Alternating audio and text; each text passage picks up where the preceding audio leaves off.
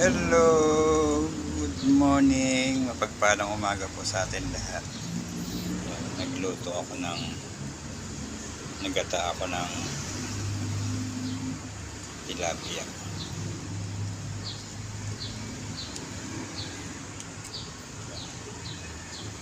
Binataang tilapia. Kaya meron niyang pechay tsaka eggplant. Yan, hindi ko yan pag ako nagata, yung iba kasi naglalagay ng tawag nito, suka. Pero ako hindi ako naglalagay ng suka kasi gusto ko yung lasa talaga ng gata. Yan talaga. Yan. Luto na ito, naglalangis. Hindi ko na lang pinakita kanina kung paano ko siya niluto. Basta nandiyan kompleto yan. Ayan, naglalangis siya. Hindi ko na rin siya hukayin masyado kasi malambot na yung isda niya. Ayan.